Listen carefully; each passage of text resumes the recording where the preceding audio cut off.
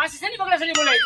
કઈ ગયો તમારી નવી વહુને વાસા ઉટકી નાખે ઘરમાં ગધા રહે મને મેળ નહીં પડે અને કઈ દે તમારી જૂની વહુને મારા કાનમાં દેકારા ન કરે મને નથી પોહાતું તમારે નથી પોહાણ પાડતો ભગવાન એ ભગવાન આ એક મે માન થઈ ગયો તો